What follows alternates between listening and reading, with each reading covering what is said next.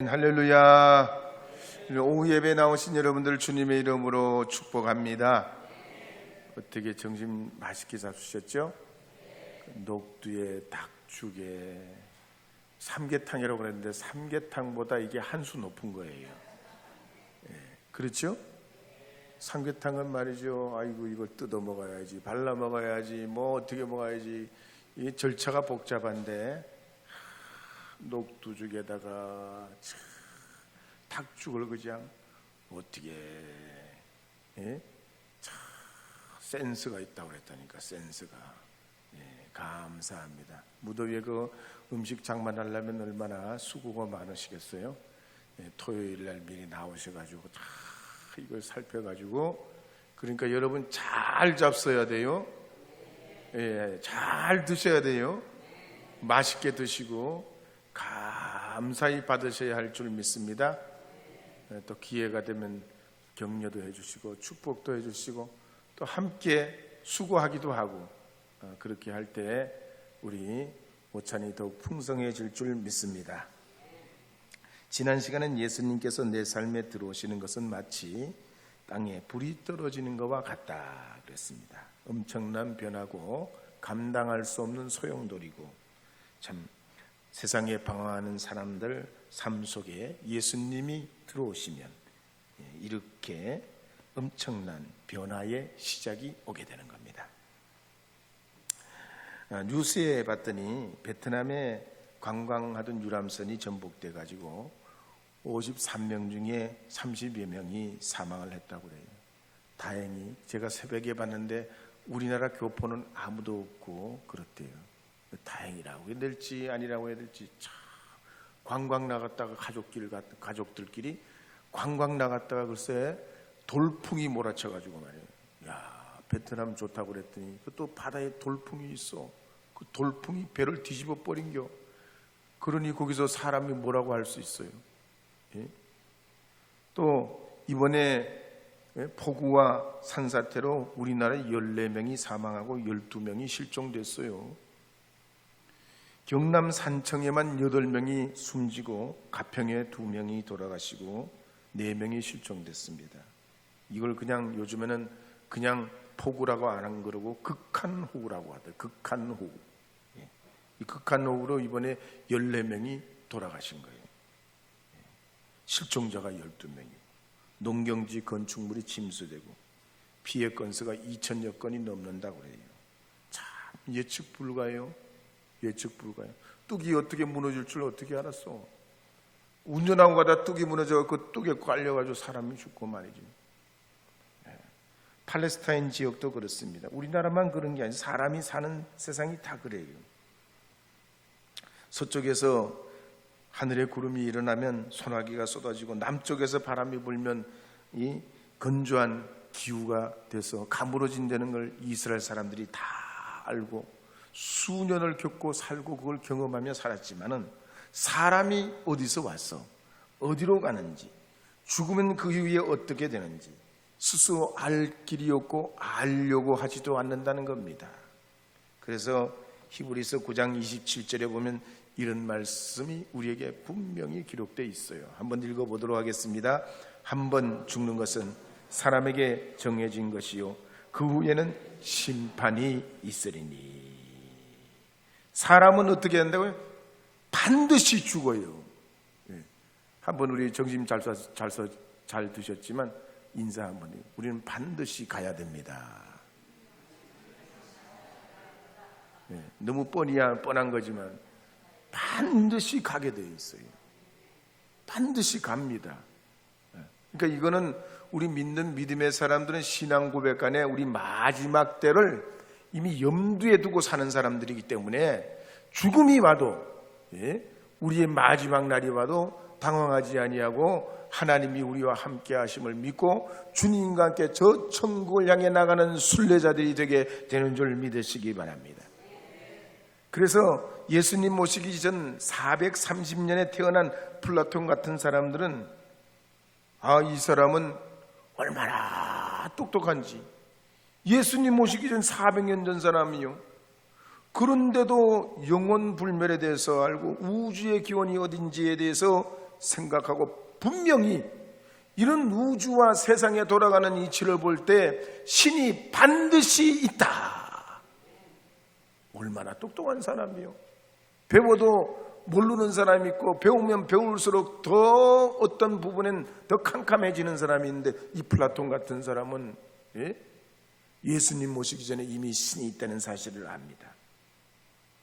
그리고 그 당시에 인기 있고 유명했던 스토아 학파 사람들은 세계는 돌고 돈다고 봤습니다. 그런데 또 다른 사람들은 세상에 가장 모든 만신이 있다고 생각하고 오만 신을 다 섬기고 밖에 나가면 밖에 신, 안에 들어오면 안에 신, 장독에 가면 장독의 신, 대들보 만지면 대들보의 신. 옛날에 우리가 그랬잖아요. 옛날에 우리가 예수님 믿기 전에 진짜 오만 신을 다 섬겼잖아요. 그래서 초대교회 성도들은 성경에 따라서 6가지 교리를 반드시 믿었습니다. 첫째는 예수 그리스도의 동정녀 탄생을 믿었어요. 성령의 잉태를 여러분 믿으시기 바랍니다. 우리 그래서 사도행전에 항상 고백하죠. 동정녀 마리아에게서 나시고. 이 신앙 고백, 첫째 고백 중에 이 기독교의 신앙 고백 중에 하나예요. 두 번째는 예수님 함께. 예수님 날 위해 돌아가시고 할렐루야. 세 번째는 마귀와 죽음의 권세에서 부활의 승리를 하시고, 네 번째는 주님이 하늘로 올려가시고, 다섯 번째는 가셨다 다시 오시고, 여섯 번째는 최후의 의의 심판이 있는 줄 믿으시기 바랍니다. 그래서 우리 초대교회 성도들은 서로 인사할 때 마라나타라고 인사해요. 마라나타. 주님은 다시 오십니다. 인사가 이거예요. 초대교회 성도들은 마라나타, 마라나타 그랬어요. 우리가 찬양대 이름이 마라나타 아닌가? 예? 어떻게 알았대요? 참, 마라나타야, 마라나타. 주님 다시 오신다는. 당신은 분명히 다시 오신다는 얘기. 그래서 사도 바울도 마케도니아에서 어렵게 개척한 데살로니가 교회에 두 통의 편지를 써서 이렇게 세 가지를 당부합니다. 첫째는 예수님을 대망한 마음으로 게으르고 무질서한 생활에서 떠나야 된다. 두 번째는 조용히 일하고 자기 양식을 먹으라. 탐내지 말라는 거예요. 남의 걸 자꾸 보면서 탐욕에 빠져가지고 말이죠. 세상에 온데 그런데 빠져서 마음 뺏기지 말라는 거예요. 세 번째는 선을 행하다. 낙심치 말아라.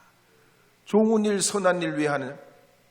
하나님 영광 돌리기 위함이고 나의 삶의 성취를 위해서 좋은 일, 선한 일 하다가 그냥 낙심하고 상처 입었다고 그러고 그렇게 하지 말라는 얘기입니다. 그러면 오늘 우리는 어떻게 해야 되겠습니까? 하나님 말씀 볼 때 두 가지를 잘 해야 됩니다. 첫째는 십자가의 은혜로 살려야 됩니다. 예수님 은혜밖에 없어요. 예수님의 은혜밖에 없어요. 세상을 살면 살수록 더 그래. 더 또렷해지는 것이 주님의 은혜밖에 없어. 두 번째는 주님의 말씀으로 돌아가야 돼요. 예수님 이후부터는 말세 중에 말세라 우리는 성경은 말씀하는 걸 볼 수가 있습니다. 그래서 우리 신앙이 회복되려면 십자가 중심으로 말씀 중심으로 돌아가야 됩니다. 더욱이 소돔과 고모라 같은 이 타락의 도시들은 스스로 변화시킬 수 있는 게 아니에요. 변화에 힘이 없어요. 가면 갈수록 더 쇠락하고 더 썩어져 갑니다. 이 우리의 세상에 교육 체계가 많지만 하나님 앞에 돌아오는 것을 가르치는 것은 교회밖에 없어요. 인간이 사는 영혼의 구원의 길은 교회밖에 없습니다. 부패하고 썩어진 우리의 문제를 새롭게 할 수 있는 것은 그리스도 예수밖에 없어요. 그래서 우리가 아무리 대통령을 바꾸도 정치 체계를 바꿔도 뭐 법을 만들고 세상을 새롭게 할 제도를 여러 가지 한다고 해도 뺏기지를 않아요. 내 안에 계신 성령님이 해주셔야 됩니다. 살아계신 성령의 역사가 우리의 양심을 깨우쳐서 하나님이 창조하신 그 창조 질서대로 살아갈 때 인간이 온전해지는 겁니다. 춘천 한마음교회 이영찬 성도가 간증한 걸 보면요, 이분이 내성적인 분입니다. 어린 시절에 자기를 괴롭히는 친구들이 있었어요. 얼마나 학교 가면 괴롭히는지 죽고 싶었대야. 근데 마음속으로 실제로는 그 친구를 죽이지를 못하니까 마음속으로 죽여보는 거지. 저놈 죽었으면 좋겠다. 날 괴롭히는 저놈 죽었으면 좋겠다. 얼마나 생각했. 근데 마음속으로 그렇게 그리며 생각했지만 그놈이 죽었다 생각하니까 속이 그렇게 시원하더리야. 그래서 그 다음부터는 마음에 안 드는 사람이 있으면 그놈 죽었으면 좋겠다, 이렇게 마음을 먹었대요.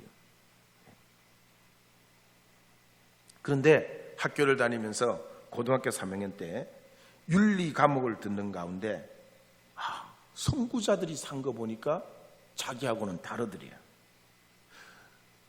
일찍이 선구자로 산 사람들은 자기처럼 그렇게 쫄보로 살지 않더라는 거예요.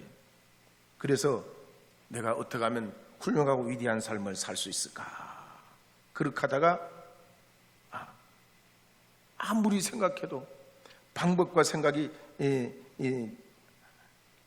생각나지 않고, 그래서 수능시험을 본 다음에 내가 어떻게 살아야지, 내가 지금까지 이렇게 살아온 걸 아무리 생각해도 내 인생 뒤집을 수 없고, 그냥 창문에 뛰어내려버릴까, 창문에 뛰어내려버릴까, 창문에 뛰어내려버릴까, 막 이런 나쁜 생각이 마음속에 파고들더라는 거예요. 근데 교회를 나오게 됐어요, 이 친구가. 교회를 나오면서 설교를 듣고 말씀을 듣고 교회 생활을 하면서 이상하게 자기가 한 번도 생각하지 못했던 게 믿어지기 시작하더라는 거예요. 그 순간 자기의 모든 과거의 어두운 두려운 현실이 떠나가고 하나님께서 자기를 해방하는 경험을 하고 두려움도 죽음도 그 어떤 것도 자기 마음을 빼앗지 못하게 하는 주 예수 그리스도의 그 사랑과 능력이 있음을 믿고 예수님 영접하고 예수님 안에 살아가게 될 때 인생의 변화가 오게 됐다 그랬습니다. 미국의 FDA 국장이었던 데이비스 캐슬러 작가이기도 한 이 사람이 쓴 과식의 종말이라는 책에 보면 이런 말이 있습니다. 뭔가를 먹으면 몸에 나쁘다는 걸 알면서도 자꾸 음식을 먹게 된다는 거예요. 왜 그러냐? 광고해서 때문에 그렇대요. 불닭볶음면은 그렇게 좋아? 전 세계가 불닭볶음면 먹어가지고 우리나라 삼양라면 말이죠, 장사가 무지 잘 되고 수출이 잘 된다는데 왜 그러냐? 광고 효과 때문이래. 그래요. 광고 효과 때문에. 사람들은 그 광고 효과 때문에 자꾸 그 음식이 건강하고 몸에 좋지 않다는 걸 알면서도 먹게 된다는 거예요. 그런데 또 먹어봐. 입에 딱 붙게 맛있네. 이게 기가 막히게 한 번 먹으면 또 먹고 싶도록 만들어. 왜? 그 사람들은 맨날 연구소에서 그것만 먹는 만 연구만 하기 때문에 한 번 먹으면 중독되는 그 맛을 자꾸만 연구해내기 때문이에요. 그래서 과식하게 된다는 거예요. 그래서 웬만하면 뭐가 좋아요? 집밥이 좋은겨. 그렇죠? 집밥이 제일 좋아요. 건강도 하고 경제적으로도 저작도 되고 서로 사랑과 정성을 먹고 마시기 때문에 건강해져요. 음식만 그런 게 아닙니다. 우리가 살면서 어디로 가고 있는지, 죽음 이후에는 인간 이후의 종말이 어떻게 되는지, 우리가 누가 여러분에게 묻는 사람이 있어요? 죽으면 이후에 어떻게 되는지 묻는 사람이 있냐고요? 성경이 아니면 묻는 이가 아무도 없습니다. 여러분 만약에 콩나물 사러 갔어. 콩나물이 만약에 1,000원 하던 게 10,000원 내봐. 깜짝 놀랄 거 아니에요. 제가 며칠 전에 교회 고치는 일 때문에 답사하러 갔다가 같이 간 목사님들한테 뭘 조그마한 선물이라도 해야지, 온 여름에 왔는데 덥는데 뭘 드리지. 그러다가 옥수수를 팔더라고. 삶은 옥수수. 햇도 옥수수래. 지금 난 거래. 길가에 팔아요. 그래서 한 봉지에, 비닐봉지에 3송이가 담겼어. 그래서 얼마냐고 물어봤더니 5,000원이야. 옥수수, 여기 농사를 지어봤잖아. 이게 무슨 옥수수 5,000원이야. 근데 가만히 생각하니까 아니요. 농부들이 얼마나 이 여름에 땀 흘리고 수고하고 애썼는데 그 옥수수 3개를 생산하려고 그래봐. 네가 해볼래? 5,000원 줄게. 네가 해볼래? 그러면 아무도 안 할 거야 아마. 그래서 두 말 안 하고 5,000원 한 봉지에 그렇게 사가지고 대접을 한 적이 있어요. 여러분, 우리가 콩나물이나 무슨 뭐 필요한 필수품은 가격이 얼마면 생각하고 다르면 물어요. 왜 이렇게 비싸냐 싸냐 그러지만 인생의 종말, 마지막 때는 여러분이 궁금해하든지 그렇지 않든지 간에, 여러분이 관심이 있든지 없든지 간에 반드시 이 심판은 있는 것입니다. 그런데도 사람들은 갈수록 영적으로 황폐해져 가고 있어요. 열심히 벌고 애쓰는 사람들이 어느 날 짐을 싸가지고 제주도로 갑니다. 강원도, 경상도 산골로 들어가서 자연인처럼 산다는 거예요. 그리고 살만 난다는 거예요. 이제 살만 난다는 거예요. 여러분 혹시 한 달 살이 하고 싶어요? 제주도 한 달 살이 하고 싶어요? 한번 가보시오. 저 강원도 저 얼음골 같은 데 들어가서 요즘 더울 때 가서 거기서 한 달 아무 생각 없기 무념무상으로 한번 지내보고 싶어요? 한번 가보시오. 저는 평생 청년기까지 산골에서 산 사람이니까. 또 어떤 분은 말이죠, 관광 다니다가 전국 팔도의 맛집이란 맛집은 다 찾아다녀요. 여기도 좋다, 저기도 맛있다, 저기도 기가 막히다 그래가지고 먹고 다니고 찾아다니지만 그 끝이 만족이 있냐고요. 만족이 없어요. 어느 날 조사기관에서 5, 6대 여자들이 가장 인기 있는 남편이 누구냐 물었어요. 조사 결과에 가장 인기 있는 남편은 누군가 하니 여러 답이 나오는데, 첫째는 요리 잘하는 놈, 인기 있대요. 놈이라고 그래서 죄송해요. 두 번째 싹싹한 놈, 이 사람도 인기가 있대요. 세 번째 집안일 잘 도와주는 놈, 여러분도 놈이라네. 이런 분도 인기가 있대요. 근데 그 다음에 유머 많은 놈, 이놈도 인기가 있대. 건강한 놈, 이놈도 인기가 있대. 그리고 많이 배운 놈, 이놈도 인기가 있고, 잘생긴 놈, 이놈도 인기가 있고, 돈 많은 놈, 이놈도 인기가 있대야. 그런데 제일 인기가 있는 놈이 누군지 아세요? 집에 없는 놈. 집에 없는 놈이 제일 인기가 있대야. 집에 있으면 귀찮아. 여러분, 세태가 말이죠, 이래요. 우리가 그러면 되겠어? 하나님 말씀의 기울을 기울이고 주님의 그 은혜에 성령에 민감해서 그리스도 안에서 이렇게 주님의 뜻을 살려고 했던 바울은 보세요. 평생 주님 위해서 독신으로 살았잖아요. 하나님의 그 환상을 보고 주님의 뜻을 따라서 쫓아서 교회를 개척하고 가는 곳곳마다 복음을 진 거예요. 오늘 이 오후에 나오신 여러분들께서는 하나님 주신 거룩한 은혜와 축복과 그 영광을 따라서 하나님이 바라시고 원하시는 꼭 말씀의 사람, 이 시대를 분별하는 사람, 믿음의 사람, 주님이 축복해 주시는 그런 믿음의 사람들이 다 되시기를 부탁드립니다. 영원한 저 천국 바라보면서 하나님 안에 살아가는 믿음의 사람들이 되시기를 주의 이름으로 축복합니다.